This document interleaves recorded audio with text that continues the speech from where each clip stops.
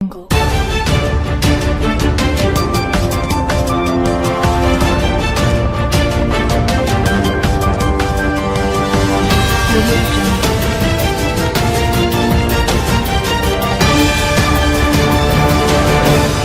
सूर्यवंशम में अमिताभ बच्चन के साथ नजर आने वाली अभिनेत्री सौंदर्या का 22 साल पहले एक प्लेन क्रैश में निधन हो गया था। अब इतने सालों बाद उनकी मौत को लेकर नया खुलासा हुआ है। एक व्यक्ति चिट्टी मल्लू ने साउथ के मशहूर अभिनेता मोहन बाबू पर सौंदर्या की हत्या का आरोप लगाया है। चिट्टी मल्लू का कहना है कि मोहन बाबू का सौंदर्य और उनके परिवार के साथ प्रॉपर्टी विवाद था।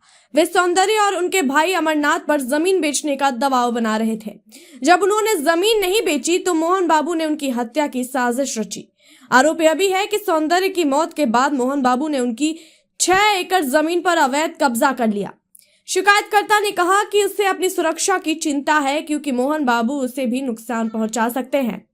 सौंदर्या की मौत 17 अप्रैल 2004 को हुई थी। वे अपने भाई अमरनाथ के साथ करीमनगर में एक राजनीतिक रैली के लिए जा रही थी। वे एक 4 सीटर प्राइवेट एयरक्राफ्ट में सवार थी जो बेंगलुरु से उड़ा था।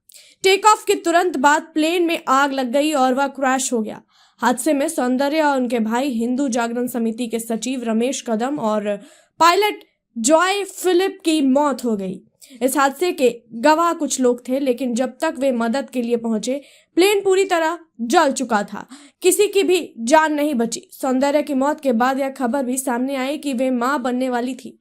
तमिल डायरेक्टर RV उदय कुमार ने बताया कि सौंदर्या ने अपनी मौत से एक दिन पहले ही उन्हें यह खुशखबरी दी थी। सौंदर्या मोहन बाबू के साथ शिव शंकर फिल्म की शूटिंग कर रही थी, लेकिन उन्होंने बीच में ब्रेक लेकर चुनाव प्रचार में जाने का फैसला किया।